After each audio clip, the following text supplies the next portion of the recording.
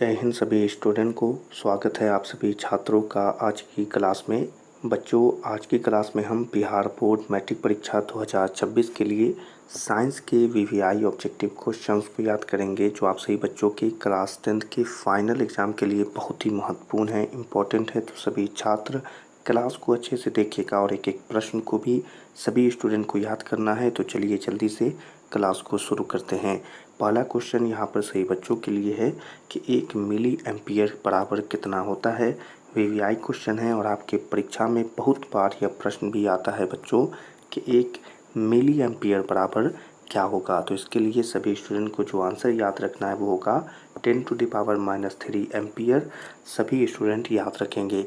अगले क्वेश्चन को यहाँ पर देखेंगे, डीजल का उपयोग होता है। तो आपसे प्रश्न पूछा जा रहा है कि डीजल का उपयोग किस में होता है बच्चों। तो यहाँ पर जब आप पढ़ेंगे भारी वाहनों में, रेल के इंजनों में और विद्युत उत्पादन में, यानी कि यहाँ पर आपके क्वेश्चन का आंसर क्या बनेगा, इनमें से सभी में। ठीक है, तो सभी स्टूडेंट को याद रखना है।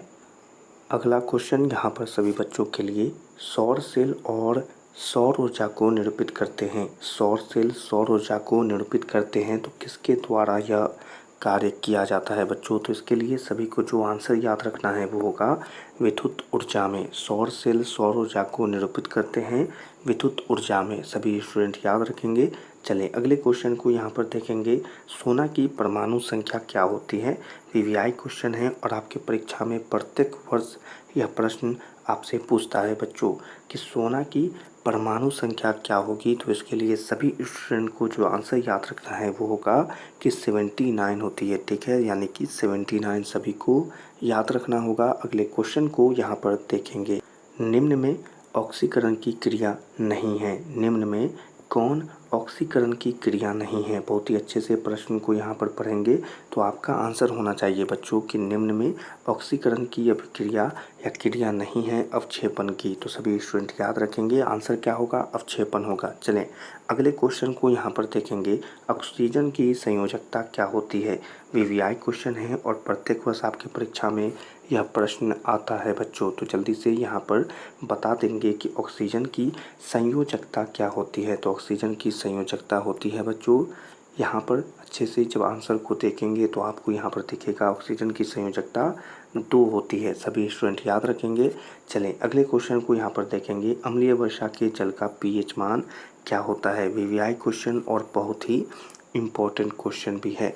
अम्लीय वर्षा के जल का पीएच मान क्या होता है। तो इसके लिए सभी स्टूडेंट याद रखेंगे 5.6 से कम होता है। 5.6 से कम होता है। चलें अगले क्वेश्चन को यहाँ पर देखेंगे, चींटी के डंक में कौन सा अम्ल पाया जाता है। यह प्रश्न भी आपके परीक्षा में बहुत बार आता है बच्चों कि चींटी के डंक में कौन सा अम्ल पाया जाता है। तो इसके लिए सभी को जो आंसर याद रखना है वो होगा मिथेनोइक अम्ल पाया जाता है। ठीक है, तो याद रखेंगे। चलिए अगले क्वेश्चन को यहाँ पर देखेंगे, निम्नलिखित में कौन सा संवहन उत्तक है। बहुत ही आसान प्रश्न है कि निम्नलिखित में कौन सा संवहन उत्तक है। तो आंसर देख लें, यहाँ पर अच्छे से समझ लेंगे, बी एवं सी दोनों होंगे, यानी कि फ्लोएम और जाइलम दोनों के दोनों संवहन उत्तक होते हैं। ठीक है, तो बहुत ही आसान प्रश्न था।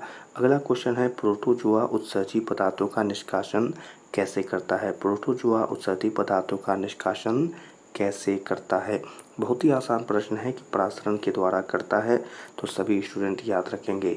चलिए अगले प्रश्न को यहाँ पर देखने का प्रयत्न करेंगे बच्चों, मनुष्य के शरीर की सबसे बड़ी ग्रंथि क्या होती है। आसान है, आपको पता होना चाहिए कि मनुष्य के शरीर की सबसे बड़ी ग्रंथि यकृत होती है। ठीक है, तो इसके लिए सभी को याद रखना होगा। चलें अगले क्वेश्चन को यहाँ पर देखेंगे कि शरीर का संतुलन बनाए रखता है। शरीर का संतुलन कौन बनाए रखता है, जल्दी से बताएंगे आंसर क्या होगा। तो इसके लिए आंसर याद रखना है कि सेरिबेलम बनाए रखता है। अगला प्रश्न है कि किशोरावस्था में होने वाले शारीरिक परिवर्तन का कारण क्या होता है। किशोरावस्था में होने वाले शारीरिक परिवर्तनों का कारण क्या होता है। तो चलें यहाँ पर इसके आंसर को देखेंगे, टेस्टोस्टेरोन और एस्ट्रोजन, यानी कि ए और बी दोनों आपका आंसर होगा और आपको याद भी रखना है। अगले प्रश्न को यहाँ पर देखेंगे बच्चों, मानव हृदय में कितने कोष्ठ होते हैं। मोस्ट वीवीआई प्रश्न है। ठीक है, तो यहाँ पर हम इसे MVVI कहेंगे क्योंकि ये आपके परीक्षा में प्रत्येक वर्ष पूछता है बच्चों कि मानव हृदय में कितने कोष्ठ होते हैं। बहुत ही आसान प्रश्न आपको याद हो जाएगा कि मानव हृदय में 4 कोष्ठ होते हैं। कितने कोष्ठ होते हैं बच्चों? 4 कोष्ठ होते हैं। सभी को याद रखना होगा। अगले प्रश्न को यहाँ पर देखेंगे। प्रश्न है सही बच्चों के लिए कि रक्त क्या है। बहुत ही आसान प्रश्न है, आपसे पूछा जा रहा है बच्चों कि रक्त क्या होता है। आसान प्रश्न है और इस प्रश्न का आंसर कमेंट में बताएंगे कि रक्त का आंसर क्या होगा। कि रक्त क्या है तो आंसर लिखेंगे बच्चों कि यह उत्तक होता है। क्या होता है? तो रक्त क्या है? उत्तक है।